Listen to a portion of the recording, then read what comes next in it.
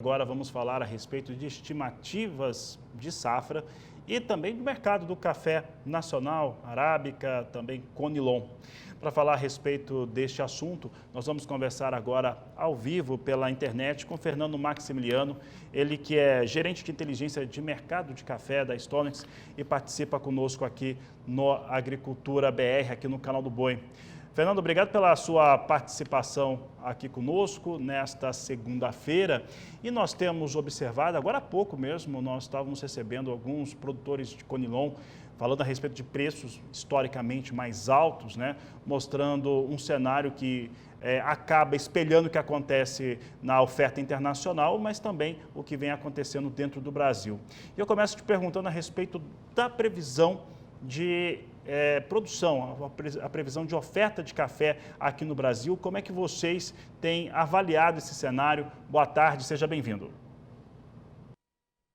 Boa tarde, Fabiano. Primeiramente, eu gostaria de agradecer pelo convite. É um prazer enorme estar aqui com você para a gente falar desse assunto que é bastante diverso, né, e interessante. Bom, Fabiano, a Stonex, né, já são mais de 6 anos que nós realizamos a pesquisa de safra, né? É um trabalho em que a gente coloca a nossa equipe a campo para averiguar como que está o desenvolvimento mesmo das condições, né, das lavouras pelo Brasil. Esse ano foi um ano diferente, né? Geralmente a gente faz esse trabalho, Fabiano, no início do ano. Então, por exemplo, no ano de 2024, a gente divulgou essas estimativas aí no início de fevereiro, só que dessa vez a gente foi a campo um pouco antes, né? Principalmente logo após a abertura da florada, e a gente fez um levantamento preliminar, tá, Fabiano, do que seria o potencial da safra 2025-26, né? Claro que a gente ainda tem, né, nós temos várias etapas que são críticas do processo de desenvolvimento da safra no Brasil.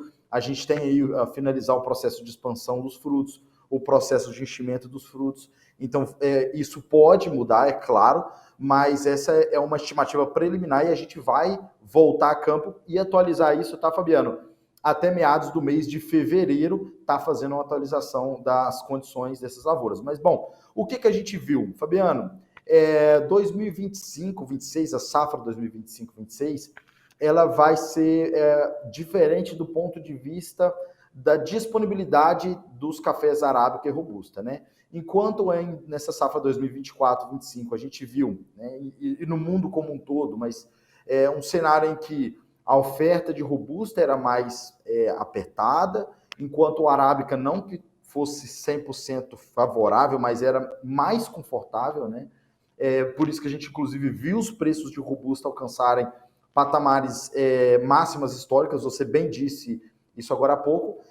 Na próxima temporada, o cenário deve se inverter um pouco no Brasil, tá? E, claro, vamos deixar aqui o aviso, a análise do Brasil influencia o mundo, mas a gente não pode esquecer também dos outros países para a gente fazer uma análise do balanço de oferta e demanda. Mas falando do Brasil, a perspectiva é que a gente veja um avanço bastante interessante na produção de café robusta, enquanto a produção de café arábica sofreu com o clima e deve recuar bastante, tá? Então, os nossos números mostram, e lembrando que são números preliminares, mostram aí uma queda de mais de 10%, tá, Fabiano, na produção de café arábica, no Brasil, né? Então, é uma produção que deve recuar aí para algo em torno de 40 milhões de sacas.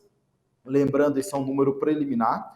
E a gente pode destacar aqui, principalmente a região da Mogiana, né? A gente projeta aí uma queda na produção do estado de São Paulo de quase 22%, deve totalizar aí algo na casa de 5 milhões de sacas. Produção também no sul de Minas recuando, uma queda de 5%. O Cerrado Mineiro, a gente observa aí uma perspectiva de avanço na produção, porém esse valor é um avanço de 13%, de 11%, porém esse avanço é bem menor, né? A produção será bem menor do que o potencial que a região tinha, principalmente por conta do clima adverso. Vocês aí noticiaram bastante isso, aquela período de onda de calor, clima seco, e isso impactou sim, sem sombra de dúvida, o pegamento da florada e o potencial produtivo da safra de arábica. Por outro lado, o clima não foi desfavorável, né, como aconteceu para o arábica, nas regiões de robusta, tá, Fabiano? Então, a gente viu aí um clima positivo nas regiões, principalmente Espírito Santo e sul da Bahia. Rondônia sofreu um pouco, houve um atraso das chuvas, mas Espírito Santo e Bahia, né, que principalmente o Espírito Santo, que é o maior produtor, teve uma condição mais favorável, e lembrando que essas regiões contam com o uso amplo de sistemas de irrigação, né? Então não houve problemas na disponibilidade hídrica para o uso da irrigação, e a gente viu então os produtores usando todo o aparato que eles têm. Uma florada que foi, houve uma florada que foi bastante ampla e uniforme lá no final de agosto, e isso tem resultado aí um grande potencial, tá? Um avanço de quase 21% que a gente tem projetado para a produção de café robusta no Brasil, né, para 25,6 milhões de sacas. O Espírito Santo, em específico, um avanço de quase 28% para 19 milhões de sacas, tá? Outro ponto importante, Fabiano, é que esses preços nos patamares elevados que a gente observou favoreceu para que o produtor cuidasse, né, investisse mais nas lavouras, e isso também tem refletido na produção, no potencial produtivo. Desta forma, a gente vê aí que a produção brasileira ela pode ter uma queda de 0,4%, uma queda bem pequena, né, totalizando 65,6 milhões de sacas. Porém, com esse cenário de forte queda do arábica, enquanto o robusta deve avançar. Fernando, vamos fazer uma pergunta, né? O produtor de café está assistindo, está olhando aqui os grupos de café, o pessoal vai acompanhando e começam a colocar ali, né, simular e falar a respeito de precificação, principalmente no caso do arábica. Pensando nesse produtor de café, né, o Brasil é o maior produtor e exportador do mundo. Tem uma estimativa, né, que vai apresentando alguma redução nessa produção, né, e automaticamente exportações também. A Conab já apontou alguma coisa em relação a este fator depois de um período recorde de embarques de café. Esses preços tendem a melhorar, ou seja, também mexer com Nova York e acompanhando uma ideia de um câmbio tão volátil, isso pode ser positivo em termos de precificação nacional?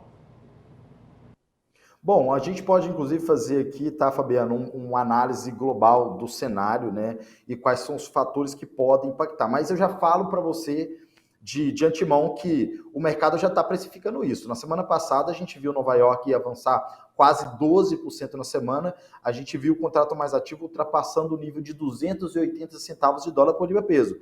Esse avanço na última semana foi por conta de quê? Principalmente esse cenário da produção menor do arábica no Brasil. Lembrando que o número da Stonex foi divulgado na quarta-feira, então o mercado reagiu a essa perspectiva de menor produção do arábica. Além disso, claro, tem outros fatores que são importantes, né? A gente tem questões técnicas.